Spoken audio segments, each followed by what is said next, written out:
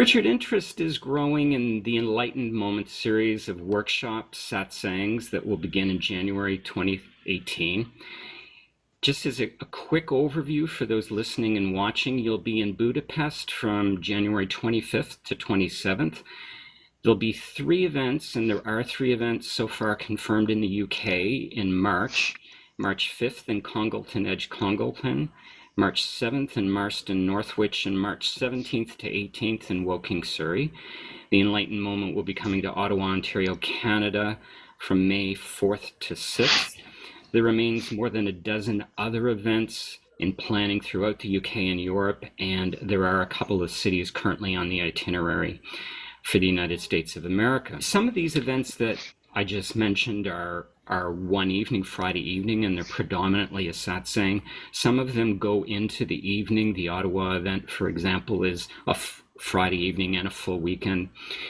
How will these events unfold, and how might a satsang on the Friday evening differ from those events that will include workshops throughout the weekend?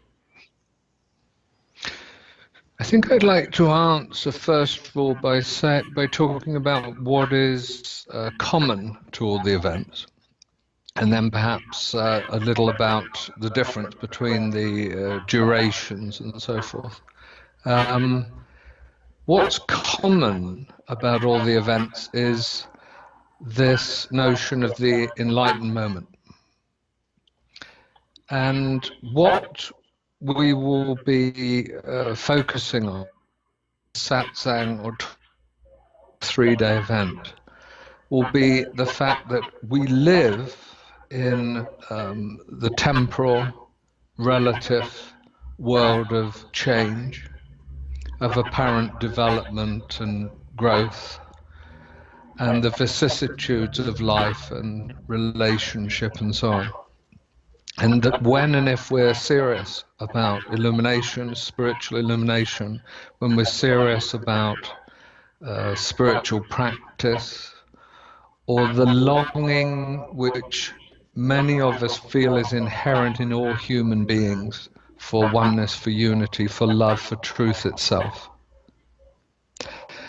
then that is absolutely available to us in no time at all, and without any practice at all. So you see, it's just be going forth and offering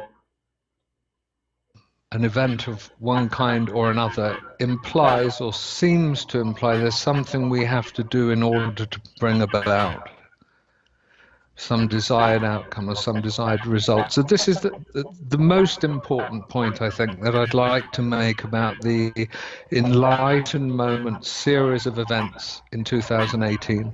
What I'm doing isn't a exercise, a discipline, a process whereby I impart some knowledge.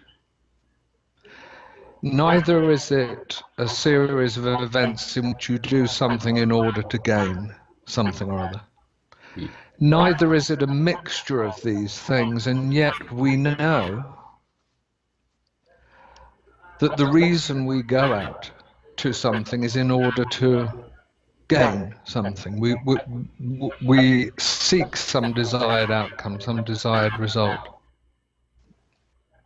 Hoodwink anybody about the enlightened moment. There is nothing I can say, there's nothing I can give, there's nothing I can offer, there's nothing for any of the participants of these events to come to take away, to receive, other than the truth that the eternal moment is available to us right now. And the eternal moment I have recast, if you will, as the enlightened or even the enlightening moment. It is to say, the shorthand would be, if you can step outside the fear that's inherent in identification with the human form, you are holding to separation and division and ultimately self-identity. If you can drop that even for a moment, you enter into this moment of eternity. You taste utter freedom. Mm-hmm.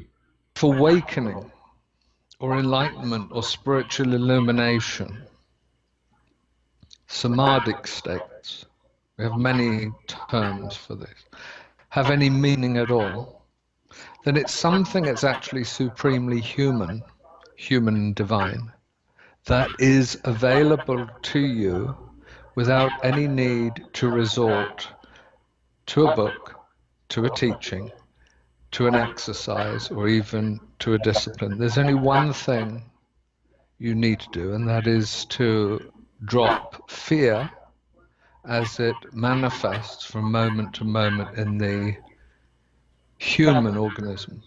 Mm-hmm. And that's done primarily through connection.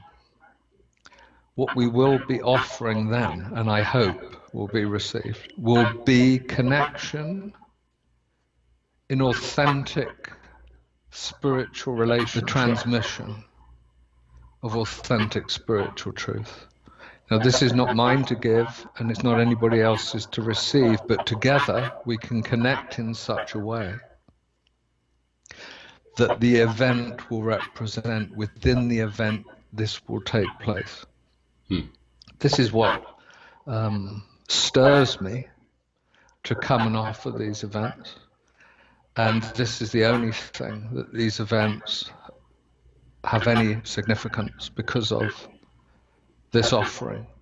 So whether in a satsang, 3-hour event, perhaps an evening satsang such as we might be doing in the north of England, for example, when we will meet and connect in a relationship of openness and revelation, or whether in the 3-day event and emotional, energetic, physical exploration, and more time for people to work individually and with each other in the group on that which is the manifestation of their fears, of their anxieties, of their desires. The theme is ultimately the same. The enlightened moment is available to you now. Who are the events for, Richard? Who are the events intended for, whether they be the one evening satsang or that plus the weekend event? I think they're open to everybody. I think that if you are merely curious, if this is new to you, if there's some chord is struck with the idea of the if you're already a seeker or you practice meditation or some spiritual path, any given spiritual path, come. And if you are someone who considers himself or herself a seasoned seeker, shall we say, or even someone who, what did we hear the other day, I am already awakened. Come, bring your awakening, share it with us. There's no hierarchy here. There's no person who is precluded from coming, so long as you have some interest in, or imagine you may have some interest in, the psycho-spiritual matters of being a human being. Thank you, Richard. For those interested in finding out more about the Enlightened Moment, can go to our website, www.centerforhumanawakening.com, and center is spelled CENTER.